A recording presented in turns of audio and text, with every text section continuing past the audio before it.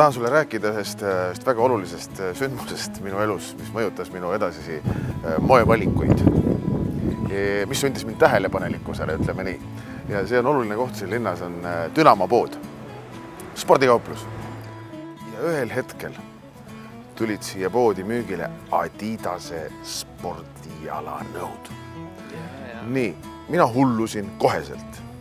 Ma ei tea, palju ma mäletan, palju need maksid, mingi paarkümmend robla võisid maksta isegi päris kalliseks. Jooksin koju, lunisin raha kõikide käest, kes seal kodus olid. Keegi ei saanud eriti aru, mille jaoks mul seda vaja on, ma räägin Adidased. See on üks kord elus on sul see võimalus Adidaseid osta. Kõik nagu kuidagi need rahakoti rauad läksid lahti, antigi mulle see raha kuidagi kokku. Ma jooksin läbi Valuoja oru, läbi linna tagasi siia, äkki pannaks pood kinni või mine tea. Ostsin need asjad ära. Aga ema küsib, et aga miks need naelad seal on? See on seda asi, et kui sa tahad nagu stata peal sportida või joosta või midagi, paned naelad alla ja kui sa tahad linna veel käia, keerad ära. Ja nii ma siis tegingi.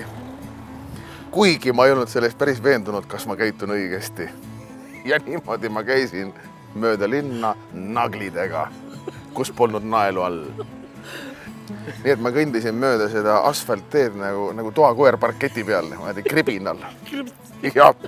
Ja mingil hetkel ma sain aru, et see ei ole päris õige asi.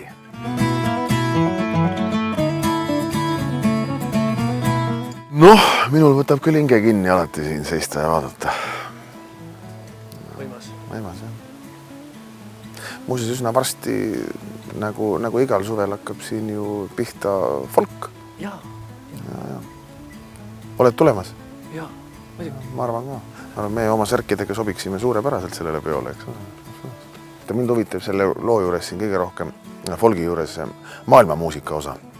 Ja eelmine aasta näiteks mängis üks kataloonlane sellist pilli nagu Ratas Lüüra. Tutvusin sellise pilliga, imekaunis.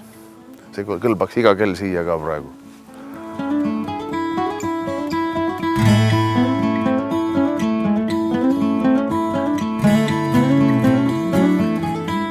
Muuseas, tead, mis pull on selle lavaga? Nii.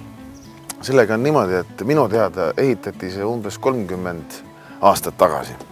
Ja Ugala teatri esimeseks vabaõhu lavastuseks siin Lossivaremetes nimeks oli Mare ja ta poeg, mis rääkis selle linnuse vallutamisest loo ja siin tegi väike Mait oma esimesed sammud näitlejana.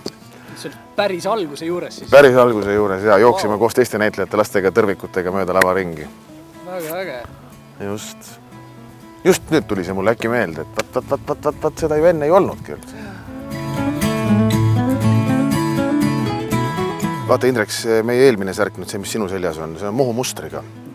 Ütle mulle päris täpselt ei ole selge, miks sa ikkagi muhumustri valisid? Oli sellel mingi põhjus? Vaata, 2009, kui ma need tennisid tegin, siis mul oli alati, kui ma avalikus ette läksin, oli turvaelemendina seljas muhuvest ja valge särgi peal, et see oli nagu selline hästi oluline asi. Vaata, et selle villase vestiga suvekuumuses oli nagu päris keeruline olla, aga et siis me tegime selle puuvillaseks särgiks ja nüüd on nagu väga mõnus. Mõlgi kuuega oleks muuseas praegu ka väga palav. Täpselt. Aga selle särgiga on paras. Täpselt paras. Äge särk sul. Ma arvan ka.